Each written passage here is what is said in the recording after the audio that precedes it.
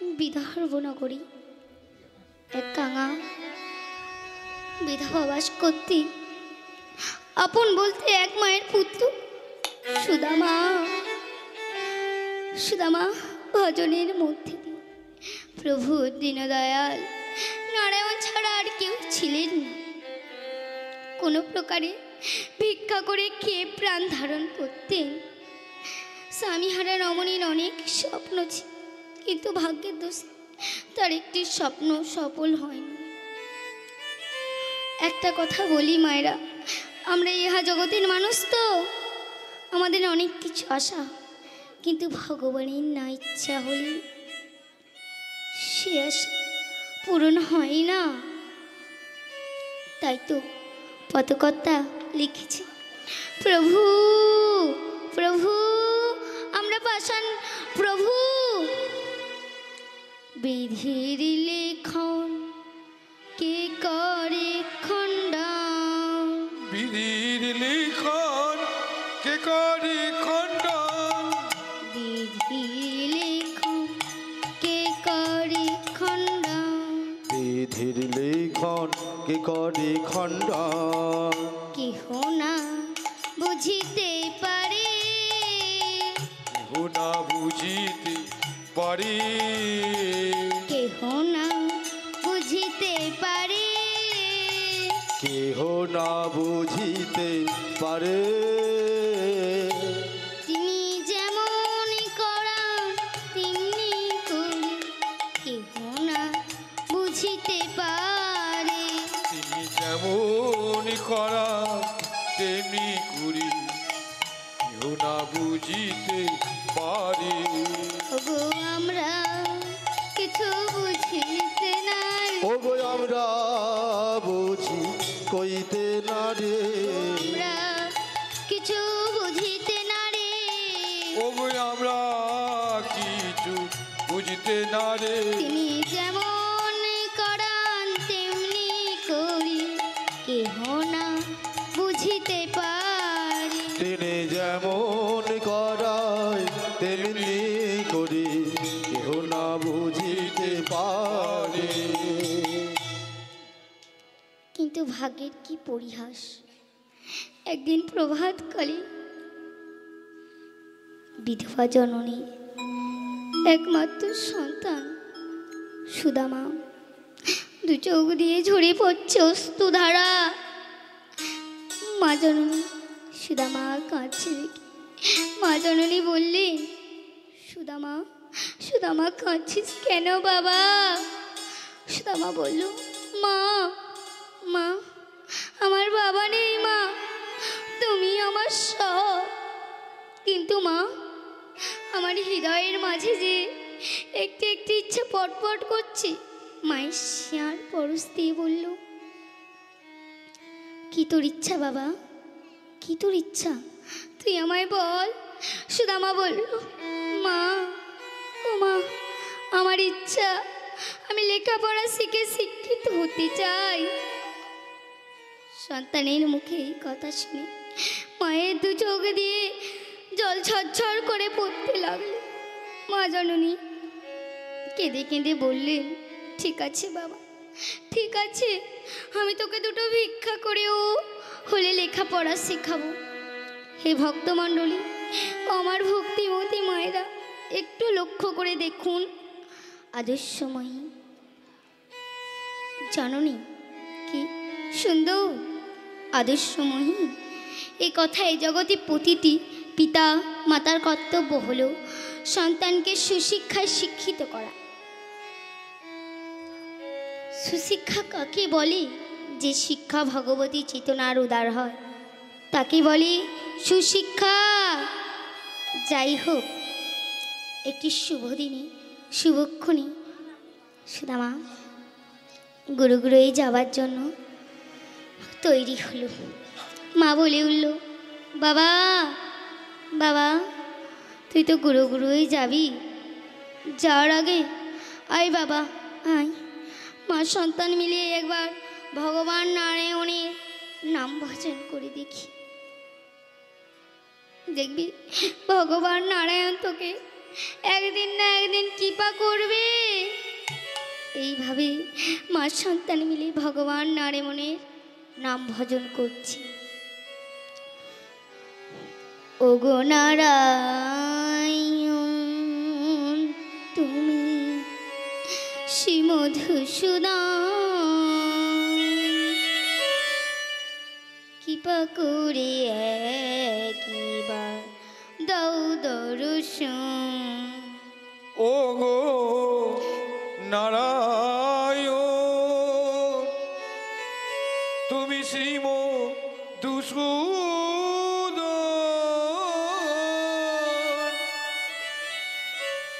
কৃপা করে একবার দাও দর্শন। ওগো নারায়ণ তুমি শ্রীমধুসূদন,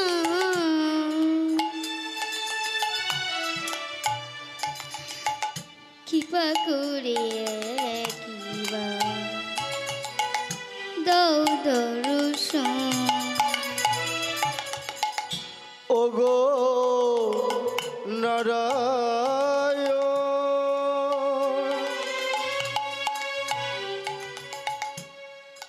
তুমি শ্রীমধুসূদন,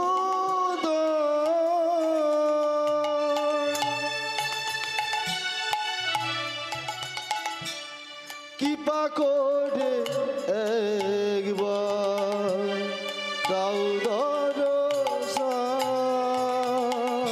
প্রভু জীবনে প্রথম আমি চাইছি তোমার কৃপা, কৃপা করে একবার দাও দর্শন।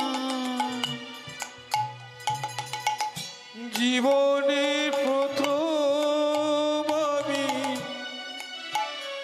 ওগো চাইছি তোমার কৃপা, দয়া করে একবার দাও দর্শন।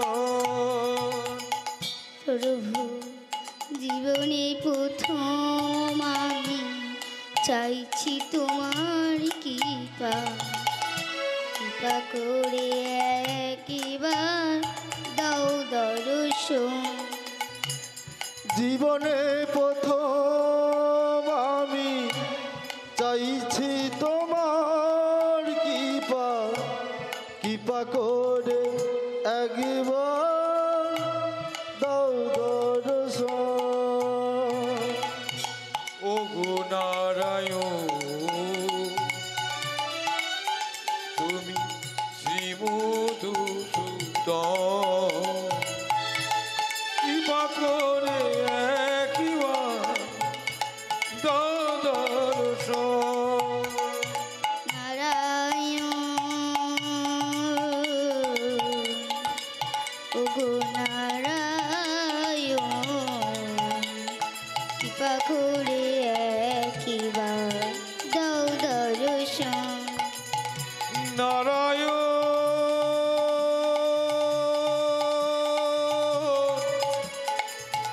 ও গো নারায়ণ,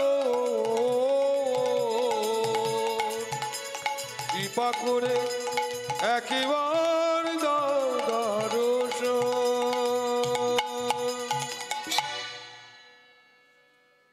এইভাবে মা সন্তান মিলে ভগবান নারায়ণের নাম ভজন করছি।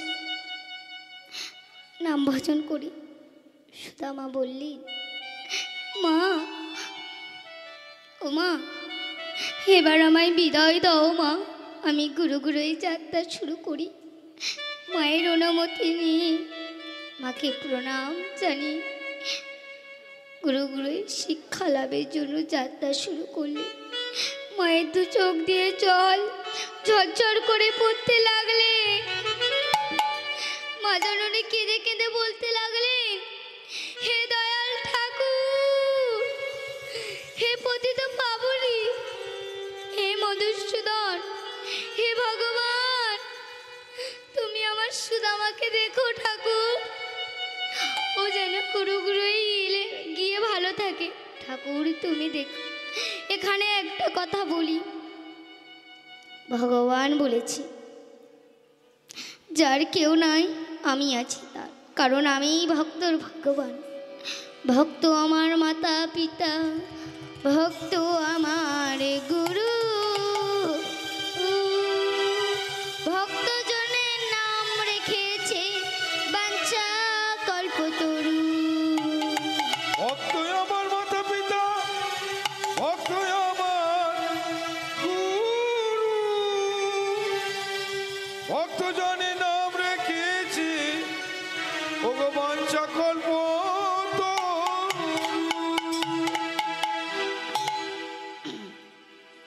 এদিকে অনেক পথ পরিশ্রম করে সুদামা চলেছেন গুরু আশ্রমে শিক্ষা লাভের জন্য। গুরুদেবের নাম সন্ধ্যাপনী মুনি, তিনি অগন্তি নগরে বসবাস করতেন। আর সন্ধ্যাপনী মুনির আশ্রমে কৃষ্ণ বলরাম দুই ভাই পাঠ ভাষার জন্য বসবাস করতেন। স্বয়ং ভগবান যাকে গুরু বলে মেনে নিয়েছে, সেই গুরুদেব একজন সাধারণ ব্যক্তি নয়, তিনি হলেন মনীশিষ্ট পরম সন্ধ্যাপনী মুনি। বিদর্ভনগরে বিধবার সন্তান সুদামা হাঁটতে হাঁটতে গুরু আশ্রমে এসে পৌঁছালেন। আশ্রমের রূপরাশি দর্শন করে মুগ্ধ হয়ে গেলেন। তারপরে দেখলেন শুভ বসন্ত পরিহিতা এক শান্ত শান্ত জ্যোতিময় পুরুষ, যাকে দেখে দর্শন করলে আপনা হতে মস্ত নিচু হয়ে যায়। জীবনে প্রথম গুরু দর্শন, সুদামা দু চোখ দিয়ে জল ঝরঝর করে পড়তে লাগলেন। সুদামা কাঁদতে কাঁদতে বললেন, গুরুদেব গুরুদেব। গুরুদেব বললেন, কোথা থেকে এসেছো তুমি, তোমার নাম কি? সুদামা বলল, গুরুদেব গুরুদেব এই অধমের নাম সুদামা। কিঞ্চিৎ শিক্ষা লাভের জন্য কৃপা করে আপনার শ্রীচরণে আমায় আশ্রয় দিন। সুদামার মায়ামাখা সুমিষ্টি কণ্ঠে সুর শ্রবণ করি গুরুদেব সন্ধ্যাপনী মনিরও চোখে জল স্থির রাখতে পারলেন না। সুদামা ব্রাহ্মণ নিষ্পাপদন পানে তাকিয়ে রইলেন। গুরুদেব সন্ধ্যাপনী মুনিরও মনে পড়ে গেল আপন পুত্র মধুমঙ্গলের কথা। এই সন্ধ্যাপনী মুনি আশ্রমে কৃষ্ণ বলরাম দুই ভাই, এই সন্ধ্যাপনী মুনি একমাত্র পুত্র মধুমঙ্গল প্রভাস নদীর জলে ডুবে মারা গিয়েছে। আর এই সন্ধ্যাপনী মুনি পুত্র সগবুকে নিয়েও তিনি তার ছাত্রদের শিক্ষা প্রদান করতেন। আসলে কথাটা হলো ছাত্র শিক্ষকের ছাত্র পুত্রের মধ্যে কোনো সম্পর্ক নেই, ছাত্র শিক্ষকের মধ্যে কোনো সম্পর্ক নেই। এদিকে সুদামা গুরুদেবের সন্ধ্যাপনী মুনি সবার সঙ্গে কিন্তু মিলন হয়েছে। এদিকে গুরুদেব সন্ধ্যাপনী মুনি সবার সঙ্গে মিলন হয়ে গেছে। এবার গুরুদেব সন্ধ্যাপনী মুনি কৃষ্ণকে ডাকছে, কৃষ্ণ ও কৃষ্ণ একবার বাইরে বেরো কৃষ্ণ। এই বলি কৃষ্ণ বাইরে এসেছে। এসে দেখছে সুদামার হাতটা ধরে কৃষ্ণর হাতে হাত দিয়ে বলছে, ও কৃষ্ণ কৃষ্ণ তুমি আর সুদামা তোমরা আমার কাছে প্রতিজ্ঞা করো যে তোরা সারা জীবন বন্ধু হয়ে থাকবি আর বন্ধুর কথা মর্যাদা রাখবি। আজ হতে তোরা দুজন মিলে বন্ধু হয়ে থাক, বন্ধুর কথা মর্যাদা সারা জীবন রাখ। আজ হতে তোরা দুজনে বন্ধু হয়ে থাক, বন্ধুর কথা মর্যাদাটা সারা জীবন রাখ। বন্ধু হয়ে থাক, বন্ধুর কথা মর্যাদাটা সারা জীবন রাখ। আজ হতে তোরা দুজন মিলে বন্ধু হয়ে থাক, বন্ধুর কথা মর্যাদা সারা জীবন রাখ। ওগো আজ হতে তোরা দুজনে বন্ধু হয়ে থাক, বন্ধুর কথার মর্যাদাটা সারা জীবন রাখ। আজ হতে তোরা দুজনে মিলে বন্ধু হয়ে থাক, বন্ধুর কথা মর্যাদা সারা জীবন রাখ। আজ তোরা দুজনে বন্ধু হয়ে থাক, বন্ধুর কথা মর্যাদাটা সারা জীবন রাখ। দুঃখ ব্যথা কান্নাতে জোয়ার ভাটার সমান, হরি বল। বন্ধু তাকে বন্ধুর সঙ্গে দেয় তার সম্মান। দুঃখ ব্যথা কান্না হাসি জল ভাটা সমান, বন্ধুকে বন্ধুর সঙ্গে দেয় তার সম্মান। দুঃখ ব্যথা কান্না সে জোয়ার ভাটার সমান, বন্ধু তাকে বন্ধুর সঙ্গে দেয় তার সম্মান। দুঃখ ব্যথা কান্না হাসি জোয়ার ভাটা সমান, বন্ধু থাকে বন্ধুর সঙ্গে দেয় তার সম্মান। আজ হতে তোরা দুজন মিলে বন্ধু হয়ে থাক, বন্ধুর কথা মর্যাদা সারা জীবন রাখ। আজ তোরা দুজনে বন্ধু হয়ে থাক, বন্ধুর কথা মর্যাদাটা সারা জীবন রাখ। আজ তো তোরা দুজনে বন্ধু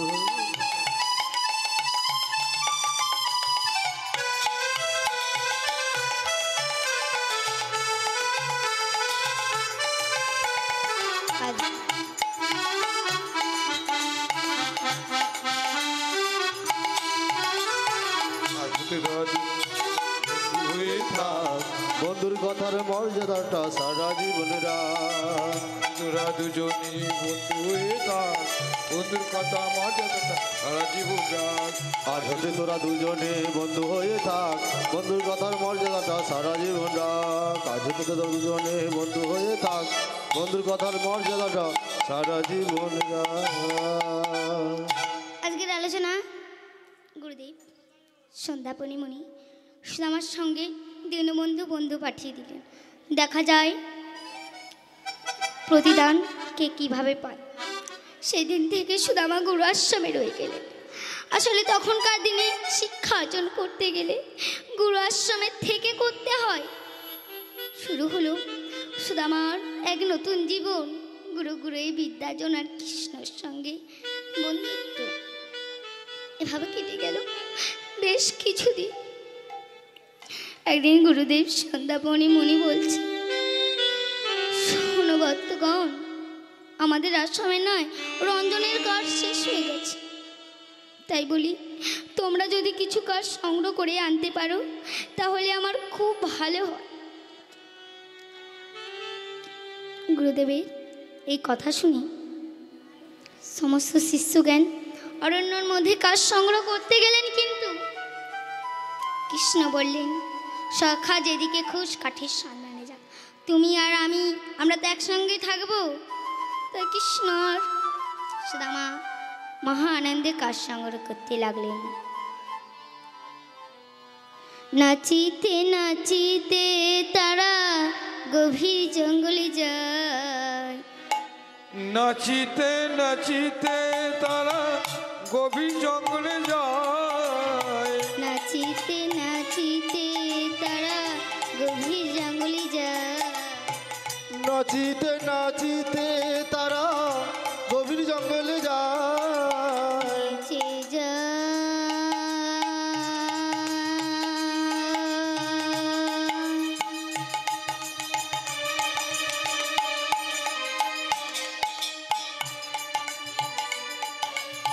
নেচে নেচে যায়।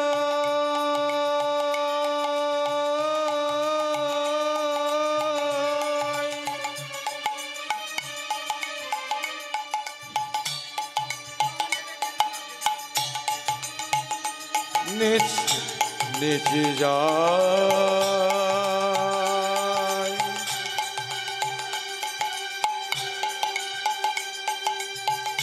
নেচে যায়।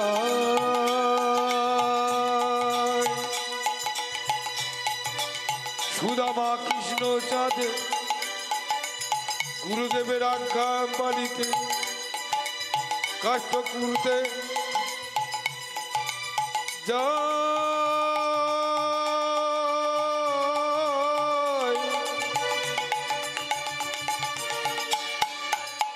মহানন্দে কৃষ্ণ আর সুদামা কাষ্ট কুরুতে যায়।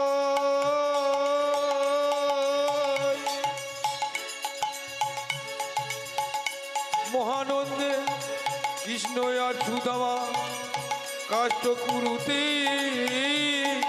যায়। ওই কাষ্ট কুরুতে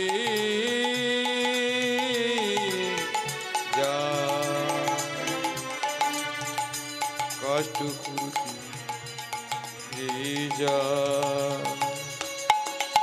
ওই একটি জায়গায় শুকনো কাষ্ট দেখিতে যে পায়। একটি জায়গায় শুকনো কাষ্ট দেখিতে যে পায়। একটি জায়গায় শুকনো কাষ্ট দেখিতে যে পায়। ওই একটি জায়গায় শুকনো কাষ্ট দেখিতে যে পায়। সুদামায়ের আগমনে আনন্দ ধরে না। ওই সুদামায়ের আগমনে আনন্দ ধরে না। সুদামায়ের আগমনে আনন্দ ধরে না।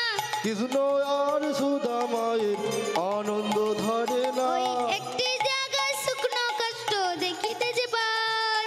ওই একটি জায়গায় শুকনো কাষ্ট দেখিতে যে পায়। একটি জায়গায় শুকনো কাষ্ট দেখিতে যে পায়।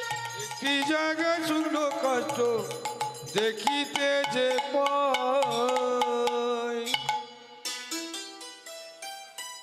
আমার গুরু গুরুদেব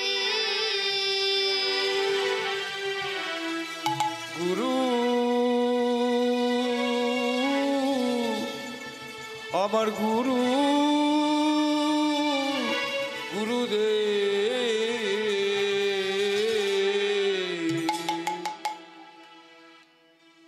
গুরুদেব আপনার কি পায় আপনার দয়ায় আমরা গভীর জঙ্গলে শুকনো কাঠ পেয়েছি। তাই কৃষ্ণ আর সুদামা মহানন্দে কাঠ সংগ্রহ করতে লাগলেন। হে ভক্তমণ্ডলী আমার ভক্তিমতী মায়েরা, একটা কথা বলি, যিনি কিনা 64 কলাধিপতি, যিনি কিনা সর্বকারণের কারণ, যিনি ভগবান, তিনিও গুরু গুরুয়ে গরু চড়ান, আশ্রমের শিক্ষা লাভের জন্য যান, রান্নার জন্য, গরু চড়ার জন্য। আসলে যেটা ভগবানের নীলা সেটাই সর্বম নরনীলা। আমরা তো অহংকার। তিনি জীবকে শিক্ষা দিয়েছেন জীবনে সব কিছুই প্রয়োজন আছে, কিন্তু গুরুগৃহে গিয়েও অনেক অহংকার দেখা, অত্যভিমা মেতে থাকে। দেখবো গুরুদেবের অনেক শিষ্য আছে, বাড়িতে গিয়ে হয়তো গুরুদেব মাটিতে বসে আছে, শিষ্য গিয়ে চেয়ার খুঁজছে। এই কলিযুগে বর্তমানে ছাত্র শিক্ষকের মধুর সম্পর্ক অনেক জায়গায় প্রায় বিলুপ্ত। কৃষ্ণ আর সুদামা কাঠ সংগ্রহ করতে করতে অনেক বেলা হয়ে গেল। গুরু গুরুই ফিরবে ঠিক এমন সময় শুনল আকাশে দেখা গেল ভয়ঙ্কর কালো মেঘ। সঙ্গে সঙ্গে শুরু হলো ঝড় বৃষ্টি, তার সঙ্গে বজ্রপাত। সেই ঝড় বৃষ্টি এতাপে হারিয়ে গেল সুদামার বন্ধু শ্রীকৃষ্ণ। পাগলের মতো হয়ে গেল শ্রীকৃষ্ণ, পাগলের মতো হয়ে গেল। সুদামা চিৎকার করে ডাক দিলেন, কৃষ্ণ কৃষ্ণ কৃষ্ণ কৃষ্ণ কৃষ্ণ কৃষ্ণ কৃষ্ণ কোথায় আছিস কৃষ্ণ? কোথায়? এত ঝড় বৃষ্টির মধ্যে তোকে কোথায় খুঁজে পড়ে ভাই? আমি যে তোকে ছাড়া গুরু ঘুরে ফিরতে পারবো না ভাই, আমি যে তোকে ছাড়া বাঁচবো না। গুরুদেবকে এত অন্ধকারের মধ্যে কি বলবো, এত অন্ধকারের মধ্যে তোকে কোথায় খুঁজবো? আর একবার আমার ডাকে সাড়া দে কৃষ্ণ কৃষ্ণ কৃষ্ণ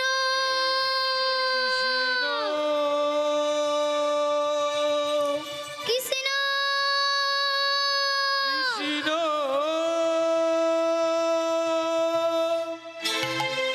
দেখা দে কৃষ্ণ দেখা দে আর একবার দেখা দে কৃষ্ণ প্রাণের ভাই কৃষ্ণ আমার কৃষ্ণ দেখা দে একবার দেখা দে তোমাদের ভাই কৃষ্ণ আমার কৃষ্ণ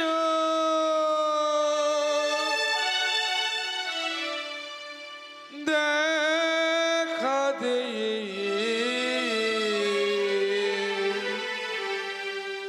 দেখা দে প্রাণ কৃষ্ণ আমার কৃষ্ণ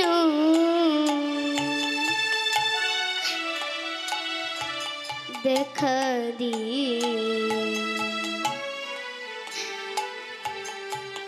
দেখা দি প্রাণের ভাই কৃষ্ণ আমার কৃষ্ণ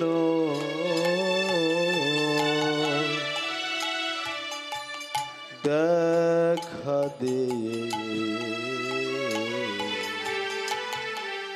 দেখা দে বাড়ি বাড়ি তোকে ডাকে দিবি নাকি সারা কোথায় আছিস কৃষ্ণ আমার ডাকে সারা দে বারে বারে তোরে ডাকি দিবি নাকি সারা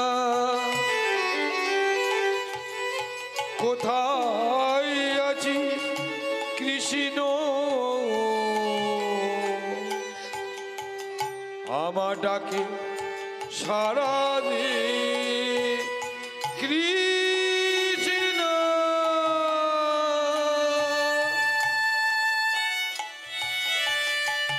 দেখা দে